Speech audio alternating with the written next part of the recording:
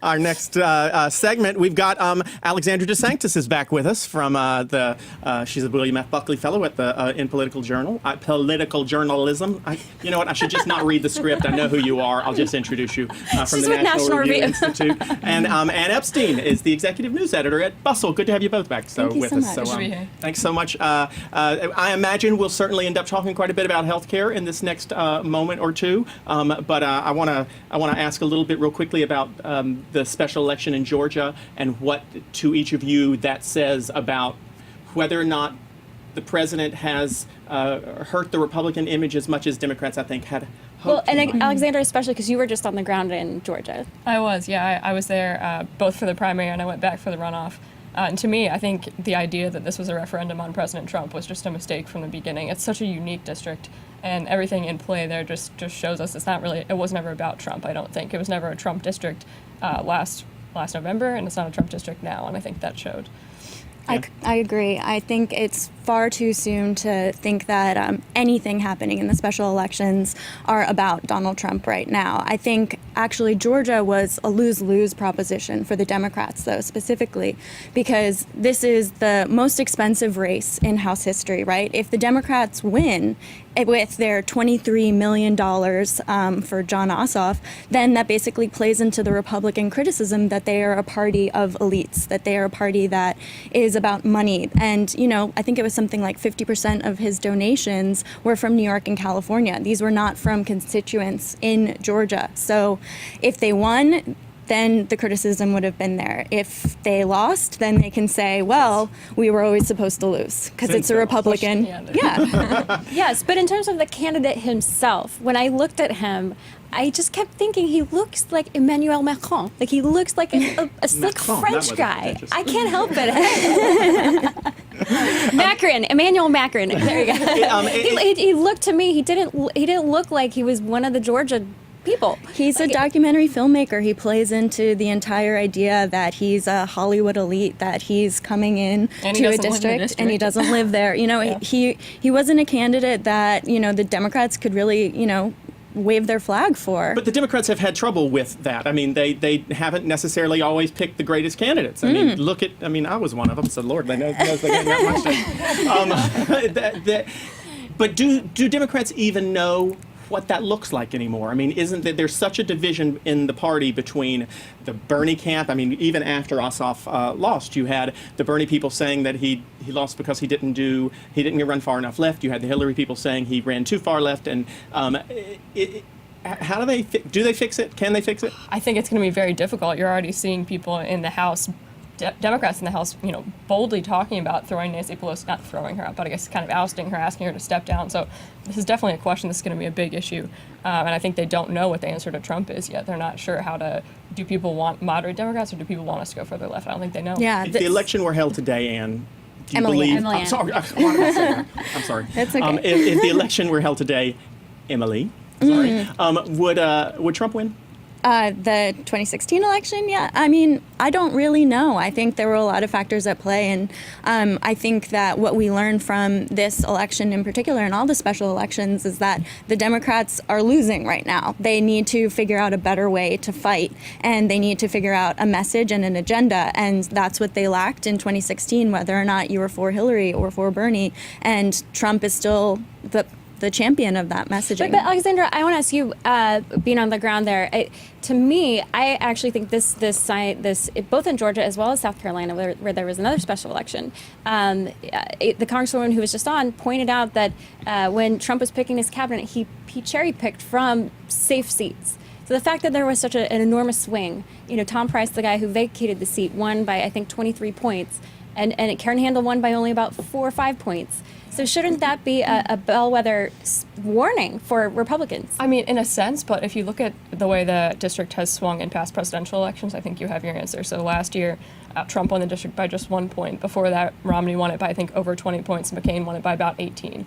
These people don't like Trump. Marco Rubio beat Trump handily in the Republican primary there. So it's been a solidly red district, but it's not a Trump Republican district by any means. But there is obviously also the factor that you have to consider, which is that Tom Price was an incumbent, and that a lot of the Newt Gingrich, all the times he won, was an incumbent as well, and that carries so much more weight than I think people are willing to admit. Yes, Ossoff did narrow the margin, but a lot of people would say that any two first-time candidates, non-incumbents, would probably have a much closer margin anyway, just based on that.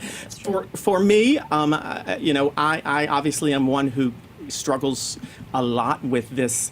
What do Democrats do now? And I'll say, to help segue into the next topic, that one of the things that I worry that we need to stop doing. I think we've got to pray and pray and pray and pray and hope and do what we can to stop this health care bill from passing in the Senate right now. But I also think that we have got to move beyond health care as a party, because we're not winning that fight. I think what Obamacare did was far, far, far better than what the Republicans are trying to do. I don't think it was perfect. But I think from a messaging standpoint, Republicans are beating our on it, and I can say ass You're on ass the off. internet. They're beating our ass off on healthcare, and I think that if this Senate bill passes, which hopefully it won't, hopefully these four will stick to their guns and it'll fail. But if it passes, I think Democrats are going to have to try to branch out to other issues and make a message that's based on job creation, that's based on trade, and other things that are affecting people's lives, and allow the Republicans to show their true colors, and let this health care bill hurt people in ways that it will break my heart for them to do it. That said, this new health care bill, Alexandra, I think it's going to hurt people. Your thoughts? I don't like it either, but I think for different reasons than Yeah, you I don't think like you do. Shocker of the I day. guess my general take is that it doesn't actually repeal Obamacare. So it takes away some parts of it, so Obamacare isn't even functioning the way it's functioning now, perhaps worse than it's functioning now, which I think is pretty badly to begin with. And it doesn't fix anything. It just sort of mangles what's already there, and I agree, it will hurt people, but I do think that if they were to actually repeal and replace Obamacare, which this bill does not do, the House bill did not do, I think people would be doing a lot better. But doesn't that just kind of help that's kind of my point when it comes to Democrat problems when it comes to messaging. Yeah, maybe you're right. We do agree that it will hurt people. We think it'll hurt people maybe for different reasons. But yeah, I think that what they have created is going to fail. But doesn't that just give the Republicans an opportunity to turn around and say, well, if the Democrats had done X, Y, and Z, it wouldn't have failed. It wouldn't have hurt people as much. We could have totally repealed it and done what we wanted to do. I think this is probably the single time President Trump and President Obama agree on something. They have both drafted this bill mean. And that should be a bellwether for the Republican Party. I think it's something like in May, 21% of the American people were supportive of this bill. That dropped this week to 16%. Meanwhile, 65% of Americans want Republicans to reach across the aisle and work with Democrats to fix Obamacare. They understand the rhetoric of repeal and replace, and they can rally behind that all they want. But the reality is that people wanted better health care. They didn't want less health care. This side of my body's getting warm. I can feel yes. I'm listening.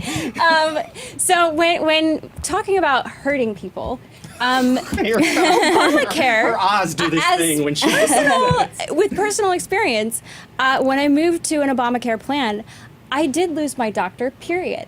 And my health insurance premiums have skyrocketed under Obamacare. So if you want to talk about hurting people, Obamacare hurts people. Then tell me how what you're going to do fixes it. I think that the Republican plan is a good step in the right direction. And if you look at Medicare Part D as the model of what the Republicans passed in 2006, it was much more focused on the free market competition, and it's got more than a 90% approval rating. I mean, my good Lord, if Obamacare could have gotten a 90% approval rating, there's no way Trump would have won.